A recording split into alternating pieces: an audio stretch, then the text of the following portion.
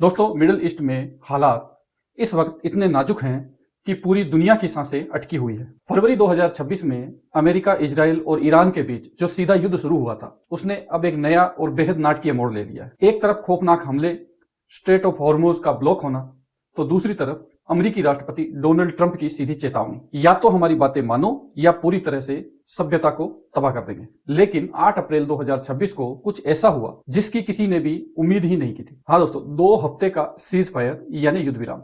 तो क्या सच में शांति होने वाली है या किसी बहुत बड़े तूफान से पहले की शांति है? आज के इस वीडियो में हम इसी जियोपॉलिटिक्स और अभी तक के लेटेस्ट हालात को डिकोड करेंगे। तो नमस्कार दोस्तों, स्वागत है आपका आज की इस खास रिपोर्ट में। तो दोस्तों, आइए समझते हैं कि हम यहां तक कैसे पहुंचे। इस युद्ध की असल में शुरुआत हुई थी 28 फरवरी 2026 को, जब अमेरिका और इजराइल ने ईरान के कई शहरों और सैन्य ठिकानों पर बड़े स्तर पर एयर स्ट्राइक किए। इस हमले में ईरान के सुप्रीम लीडर सहित कई बड़े ईरानी अधिकारियों की जान चली गई। जवाब में ईरान भी चुप नहीं बैठा। उसने इजराइल और मिडिल ईस्ट के मौजूदा अमेरिकी सैन्य बेस पर ताबड़तोड़ मिसाइल और ड्रोन हमले किए।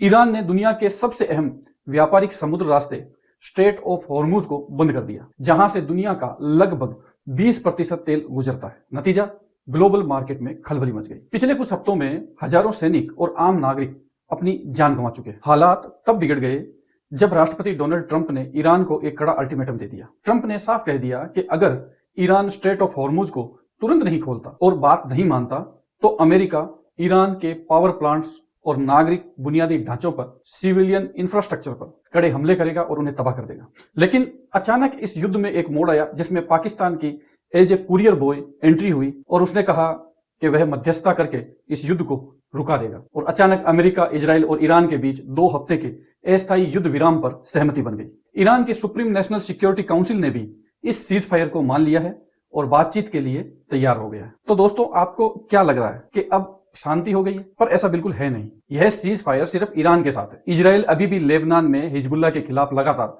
बड़े हमले करने के लिए कह रहा है। और इसके अलावा सबसे बड़ा पेच तब फंसा, ईरान ने अपनी 10 सूत्री मांगे सामने रखी। युद्ध का मुआवजा और स्ट्रेट ऑफ हॉर्मुज पर अधिकार और टोल वसूलने की आजादी, और अमेरिका द्वारा जितने भी प्रतिबंध ईरान पर लगाए गए हैं सभी को हटाने की मांग रखी गई, जिस पर ओमान की भी प्रतिक्रिया आई है कि स्ट्रेट ऑफ हॉर्मुज पर टोल लगाना सही नहीं है।